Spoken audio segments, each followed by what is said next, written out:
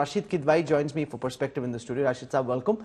What's the mood in the Congress, in your opinion? You've been speaking to lots of leaders. Are they anxious? Are they hopeful? I think there is a lot of cautious optimism, and Telangana is head of their table suddenly, and not so much Chhattisgarh or Madhya Pradesh or Rajasthan. They think that Telangana victory will eclipse all other state elections. But will it, if they lose Madhya Pradesh in the way that's being projected, given the anti-incumbency against the BJP there? That is a big victory for the BJP and a big defeat for the Congress. Yeah, I think in the Congress assessment, it's going to be either drastic, because the region is same, a pro-incumbency vote or anti-incumbency vote. Both scenarios. If there is pro-incumbency, then Chhattisgarh and Rajasthan, they win. And in case of anti-incumbency, they win Madhya Pradesh, or perhaps they retain Chhattisgarh. So that is the kind of calculation. Three states, Rahul, is going to be very important. So, Rahul Verma, do you buy this theory, the probability that if one state goes a particular way, it may have a rub-on effect on the other two heartland states as well? Or do you think that's highly unlikely? I also want to welcome Ashok Malik. T.S. Sudhir is with us, as is Salman So. So, Rahul, does this prospect of a rub-on effect look likely, or do you think they're all very isolated elections? No, I think this time all 5 states, especially as the exit polls have shown, are 5 different state elections. You can't tie them together. In some states, incumbents are coming back. In some cases, incumbents are being thrown out. Mizoram and Telangana could be those 2 states where incumbents can be thrown out. But in the Hindi heartland, Chhattisgarh, Rajasthan, and Madhya Pradesh, if exit polls are right, they are going for the incumbents. And in Rajasthan, we have a 50-50 chance of incumbent coming back. So, and also, like the discussions we had at India Today yesterday and day before, the micro data suggests very different patterns. In some states, the Dalits and Adivasis are voting for the BJP. In some states, they are not doing so. In some states, the younger voters are backing the incumbents. In other states, younger voters are backing against the state government. So I would say these are very, very different elections. Of course, if the way, in some cases, if Congress wins Telangana manages to retain Chhattisgarh and maybe Rajasthan, then yes, but losing MP would be a setback, but they would still have 3 states to go with, right? And that would be a huge morale booster for the party in the run-up to 2024. Of course, it also depends on how they read that situation. They can think now that we have 3 states in our hand, we can take on Modi alone, and that would be sort of like a doomsday for India alliance. Or they can be a lot more generous and think that, okay, now we have 3 states or 2 states, and if we stitch a good alliance, we can at least put a credible fight. So it will not depend on not just which states Congress wins, but how it reads the 2023 verdict and what plans it has from now on.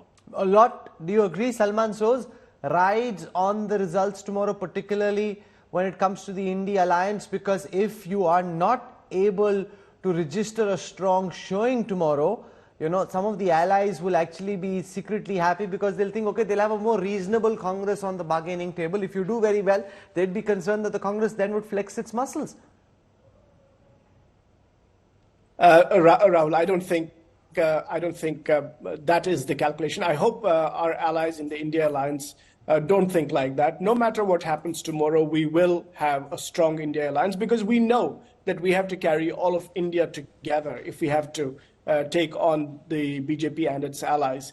So there is no question in my mind, there is no question in the mind of the party leadership that we are going to be taking all of our colleagues in other parties with us. And of course, everybody, if you're in politics, you understand that a strong Congress is necessary for defeating the BJP. So a strong Congress is not a threat to the India alliance. A strong Congress is a threat to the BJP.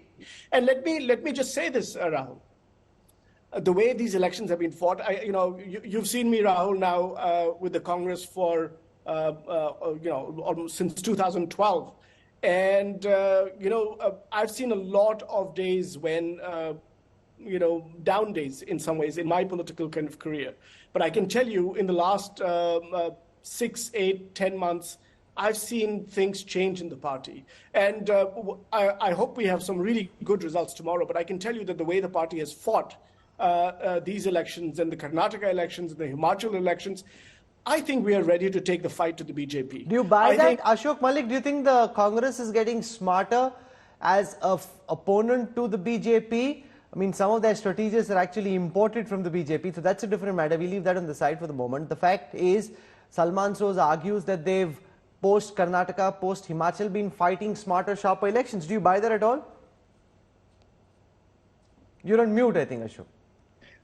Look, to be fair to the Congress, they've certainly got their game together and game going in a series of state elections. Karnataka was one example where the Congress could have conceivably imploded with factional infighting, but the two big leaders were brought together, and Shiv Kumar and Siddaramaiah, they came together and did as good a job of campaigning as the BJP has done in any state election.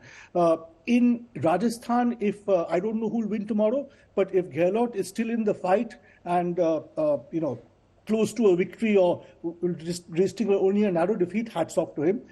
In Telangana, the Congress has come back at the expense of a regional party.